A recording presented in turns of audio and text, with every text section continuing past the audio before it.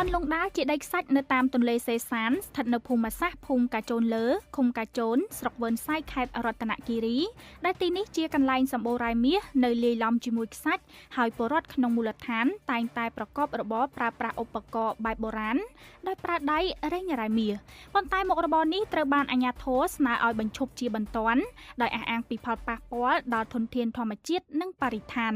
ឆ្លើយតបនឹងករណីនេះប្រជាពលរដ្ឋប្រមាណ70គ្រួសារមកពីភូមិកាឡាន់ភូមិវើនសៃភូមិបានម៉ៃ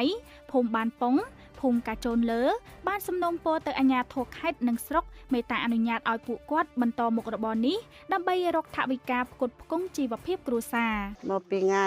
បានមិនបានអី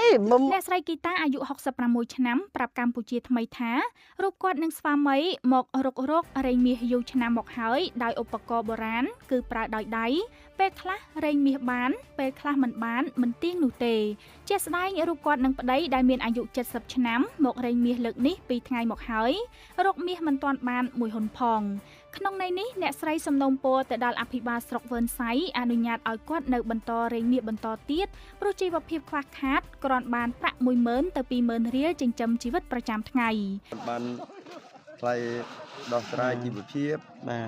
ទបានតិចតួចចង់ធ្វើនឹងហើយព្រោះថាចំណែកលោកផាសឿននៅឃុំវើនសៃស្រុកវើនសៃបាននិយាយថារូបគាត់មករែងមាសទីនេះ3ថ្ងៃមកហើយរកមាសបានមួយហ៊ុនប៉ុណ្ណោះដោយឈ្មួញឲ្យតម្លៃមួយហ៊ុន 150,000 រៀលបើតាមពលរដ្ឋរូបនេះអំឡុងពេលរែងមាសស្រាប់តែមានអាជ្ញាធរបានចុះមកហាមឃាត់មិនឲ្យប្រកបមុខរបរនេះទៀតទេនិយាយទៅការងារបរិស្ថានវាតែងតែប៉ះហើយដោយសារអីទឹកណាទឹកដែលយើងប្រើប្រាស់ទៅវាអាចនឹងប៉ះ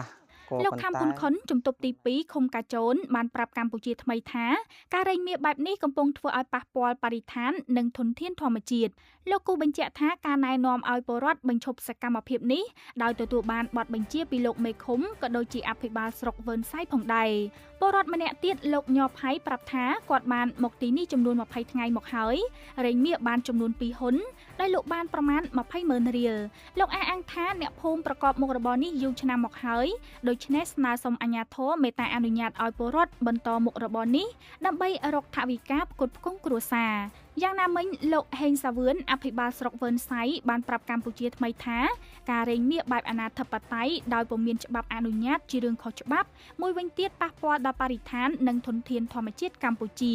លោកសង្កត់ធ្ងន់ថាពលរដ្ឋដែលរែងមាសនេះត្រូវបញ្ឈប់សកម្មភាពជាបន្ទាន់បើពុំនោះទេអាចប្រឈមមុខនឹងផ្លូវច្បាប់